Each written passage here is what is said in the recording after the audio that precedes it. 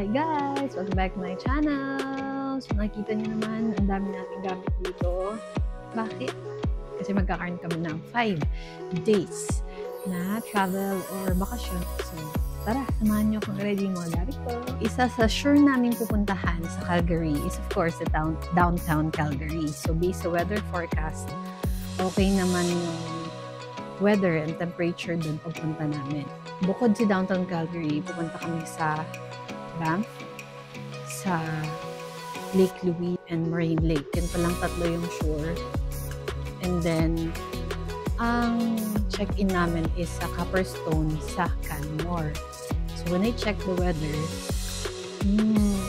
may days na maaraw siya, may days din na maulan siya. And yung weather kasi dun sa taas sa bundok is hindi mo masyadong sure, medyo pabago-bago. So para sigurado lang, magdadala tayo ng mga damit na pwede medyo sa malamig, tsaka sa medyo mainit na panahon. If ever maging maaraw o maging maulan, windy, dun sa taas, sa Banff, Moraine Lake, tsaka sa iba pang mga lakes na pupuntahan natin. Tsaka sa Canmore kung saan kami mag-check-in. Siyempre, dahil summer, magdadala tayo ng mga pang-summer na damit. So, may mga ilan ako ditong dresses, summer dresses, long dress, short dress. So, this one, nasuot ko na din ito minsan. Kumain kami dyan sa Gary Hotel. This one. So, this the first dress. And then, the second one is all white na dress. So, syempre, pag medyo malamig, magagamit tayo ng shawl o kaya jacket. So, this is long dress. After that, yung third natin na dress is actually skirt siya, mahabang palda, and then top na white. So, pakita ko na lang yung palda. So, yan. Floral din siya, and mahaba din siya na palda. So, summer talaga guys. Summer na summer. Siyempre, yung mga dress na medyo maninipis, susuotin natin kapag maaraw din sa mga lugar na pupuntahan natin. Tapos, meron din akong dala ditong top na white and shorts. Yung favorite ko yung high waist. Tapos, ito pa, skirt naman siya, and then white na top din. Hindi mo masyado mahilig sa white. And then, meron din tayo dito yung black na polo, tsaka brown na shorts. If ever malamig, meron tayong long sleeves na black. And then, kung pwedeng mapartneran ng black na skirt. If hindi naman, meron tayo dito yung pants naman na black. Yung mga skirt natin naman na white, pwede natin partneran ng pants na white kapag malamig. Tapos, dun sa pag-check-in na namin sa Copperstone, merong jacuzzi. So, sabi namin ni Mama, dapat within that 3 days magja-jacuzzi tayo para sulit na sulit talaga yung bayan. So, meron akong mga dinala na pang swimming. So, dahil malamig nga dun sa lugar na yun, at di nyo naman ako nakikita talaga na si swimsuit. Hindi ko pa yung nagagawa sa loob ng white ko. So, mga rash guards yung dala ko. Meron din naman na medyo sleeveless, pero titignan natin kung kaya ng temperature sa labas. Kasi yung jacuzzi, wala sa indoor, outdoor yung jacuzzi. And then, sa pagpunta namin sa Banff, sabay-sabay na yung sa town area, sa Moraine Lake, tsaka sa Lake Louise. So, yung outfit ko dun is this one. So, turn na siya na summer thing. Summer clothes. Pwede na siya na pang sporty. Tapos, para na rin siyang pang summer yung design niya. So, parang all-in-one na. Kapag malamig, meron ako dito jacket. Yan. So, meron pa siyang, pwede ko pang ilagay ito to cover my head kapag umulan. And then, sa ibang mga days, kasi nga 5 days pa kami, kung pang ilang day man, third day yata kami magbaba. And then after nan pupunta sa iba pang mga lakes. Kung malamig, so I'll be using this. Partner natin sa black na long sleeves. Kung malamig na malamig, is pants. Kapag hindi naman sobrang lamig, pwede tayong matte black na shorts na sa ito, yung favorite natin na high-waist na shorts. Tapos, kung meron pang kailangan na days, meron naman ako dito isa pang jacket kung malamig ulit. Makikita niyo din ito light ko sa ganun kasi siya. Partner naman natin ng brown, ng pants, and then ng inner. So, yun. Yun lang yung, ay, ano pa pala. Of course, yung mga pang doble ko, so lagi ako nagsasando sa loob and nag-short sa loob. Yan. If ever malamig, at kailangan natin, meron ako dito, yung tawag dito, leggings. Super lamig din, may bonnet. Kasi dun sa mga lakes na pupuntahan, windy daw. Tsaka kasi bundok talaga yun. So yan. To protect myself, tapos na tayo sa mga damit. Pupunta naman tayo sa mga sapatos. Actually, lahat ng mga sapatos na dadalhin ko ay nabili lahat. Actually, bago lahat except sa Chuck Taylor ko. Yung Converse ko. Bago lahat, di ko pa nagagamit. Kasi nabudol na ako ng Pop Giant na sale sa RBC. So, marami ako nabili din yung shoes. Hindi yung RBC sa shoes guys.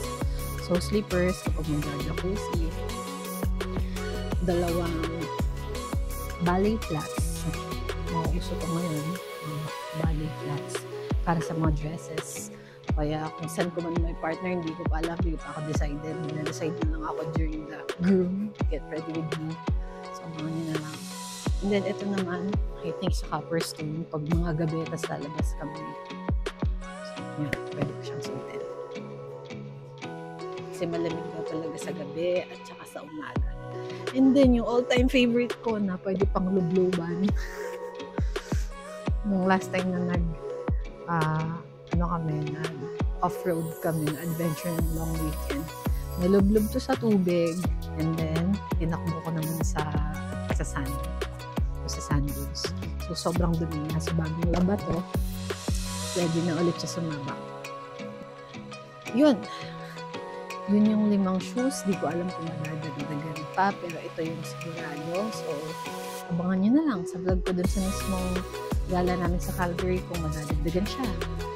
Next naman guys, sa accessories. Syempre magdadala ko ng mga earrings, pero hindi pa ako decided kung ano-ano. Pero isa sa sigurado ay shades.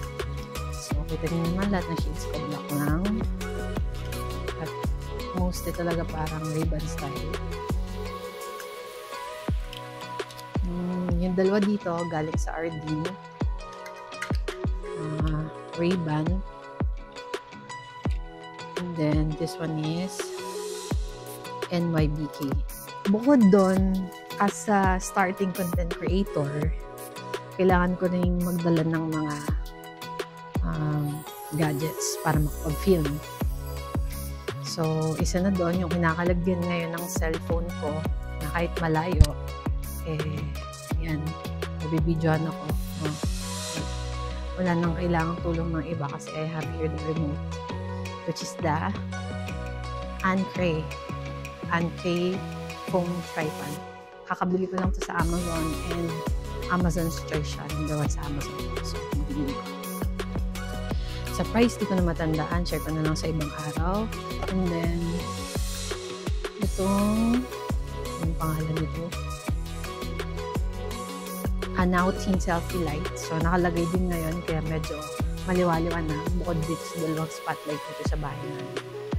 Yan, kasi pag medyo madilim or mag-film ako ng sarili ko lang talaga. So, kailangan din ng selfie light para medyo gumanda-ganda yung kuha at makakluban ng mga sumpa.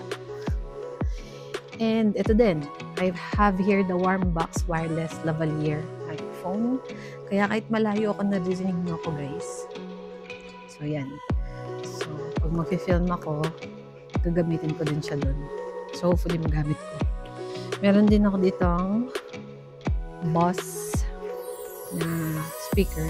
And ito, hindi ko pa siya natutry. Bagong bili ko lang din. The Remington Shine Therapy.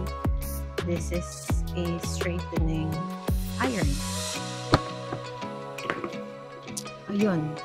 And of course, yung gift sa akin ni Tong at ng ate niya, tote bag from the Philippines. So, ito yung gagamitin ko para paglagyan ng mga anik-anik para makapag-film ako. And then, of course, my gat. Ito yung gagamitin ko na luggage para sa lahat nito. Pagkakasyahin natin, syempre, para wala tayo masyadong dala. Easy lang pag check-in. So, mag-check-in kami one night sa Calgary downtown and then the rest doon na sa Copperstone sa Canmore. Medyo mahal na at fully booked yung mga mismong nasa town ng back. At sobrang mahal naman yung nasa Marine Lake. So, next time na natin experience yan, mag-iipon muna tayo. Marami na tayong pera. So, yun lang. Let's do the Rabadabang.